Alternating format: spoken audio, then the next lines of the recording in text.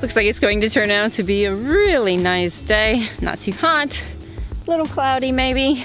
A good day for working on our wheat. Yesterday I tried to film, but I just had too much work to do. In fact, I finished mulching the rest of this garden and I actually ran out of hay. We had 3 bales left that I wanted to save for the chicken coop bedding, and there's only one tiny slot kind of at the end of the garden down there, which was one of the last patches we planted in the garden that I wasn't able to do, but that's okay because the majority of the garden is done by far, and it just feels so good to finally have that done. And I figured I didn't want to bore you guys with any more mulching. Also, the other day we had a pretty good storm come through that knocked over some of our largest tomatoes, and yesterday morning I braced those back up. Luckily there was very little damage to them, but with those tomato cages, once those tomatoes get heavy, they get real wobbly, and all of our corn survived. And that is the one thing that we really do love about this rainbow Inca corn, is that we have never had this get knocked down in a storm. It is just a very, very sturdy variety of corn. Katja is doing a really good job of learning how to be in the garden. Still don't trust her 100%. And a lot of that's just because she's a playful puppy and who knows what could go wrong. You see this bush over here? I call this my corn bush. This is actually a spot where I accidentally spilled a bunch of our seed. And I tried to get as much of it up as I could, but when you have those chunks of clay, you know, seed just goes wherever it goes. Who knows where? And so all of this corn came up, and I thought about just thinning it down to actually make it more viable, but then I was like, kind of looks cool, and I wonder what it'll do. Maybe it won't do anything, I don't know. But that is the highlight of my garden this year, the corn bush. Today we did something that we've been talking about doing for quite a while, and that is opening up our chicken fence so that the chickens can free range.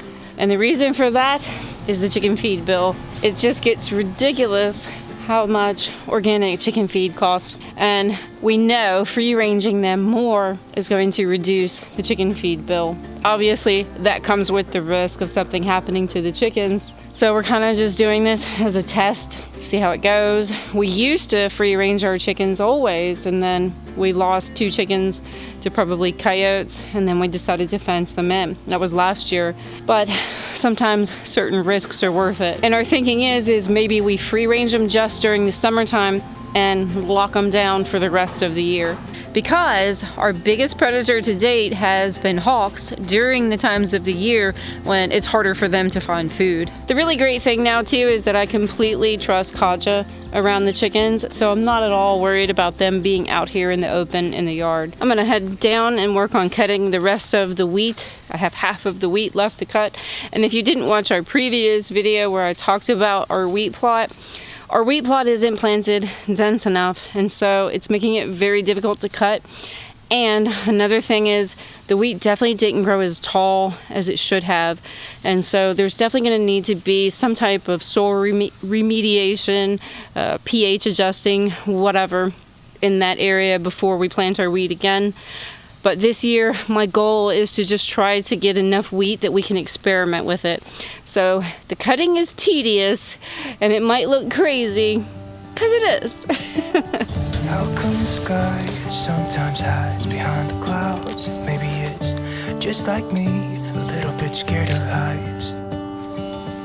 Why does the rain always keep on pouring down when it's gray outside? Makes me wonder. On the home stretch now, I just have this one last section to do, maybe another hour. And there's a lot of little stuff that I'm leaving behind. You want that? You want to eat that? Go for it. It's just too sparse and too small, too spread out, you know, to get. It's not worth the time and effort to get it. My goal is just to get enough to basically bake a loaf of bread and go through the whole processing of the wheat to see how all that goes. And then over time, get better at that. But definitely, before we plant again, we're gonna have this soil tested, fertilize it, fix the pH, whatever it needs. I'm sure it needs pH fixing. And then plant much denser and keep the turkeys out. And I think this whole experiment will go a lot better next time around. But yeah, I know it looks crazy the way that I'm harvesting this, but it's really the only way to do it. And I started to try to do it with my scythe, but I decided that that wasn't really going to work either, because I was going to end up with so much grass and grass seed in it, because since it wasn't planted dense enough, there's a lot of grass and weeds in it. But the whole process hasn't really been that bad, considering. The only unfortunate part is all of the wheat that I just won't be able to get. 2 down. All right, Cudge. You ready to finish this out? You ready? All right, let's do it. Let's do it.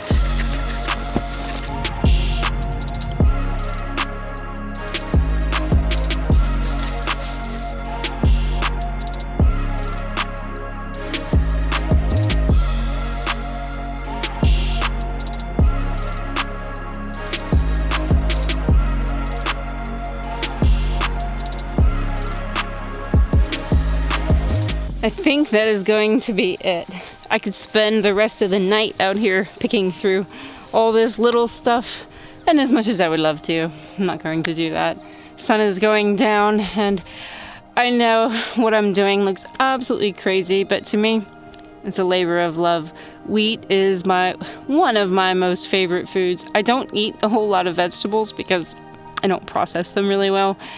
But wheat is one of the things that I digest really well. The whole wheat berry and everything, you know. I'm not talking about refined white flour. I'm talking about the whole berry. Just like somebody might be all about their wonderful heirloom tomatoes, which I do like tomatoes. But to me, wheat is my thing. All right, Kaja, you ready? I think we're both ready. It's been a long day, but it was worth it. So I'll probably get that drying tomorrow on a frame. I think it'll be fine tonight in some boxes because it's pretty airy, so.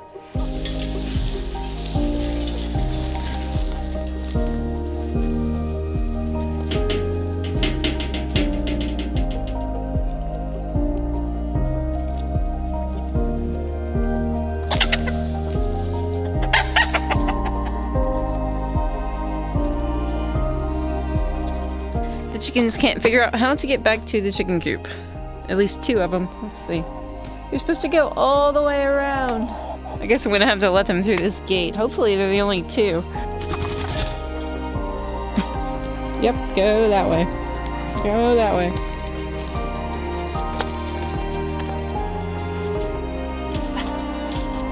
Everybody else found their way back, it looks like.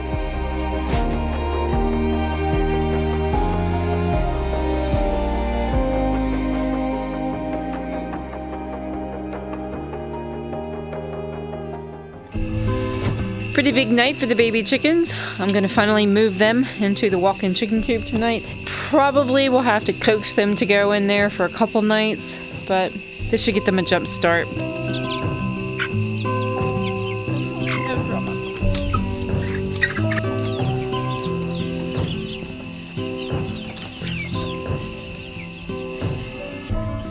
There's one of the babies already on the top roost.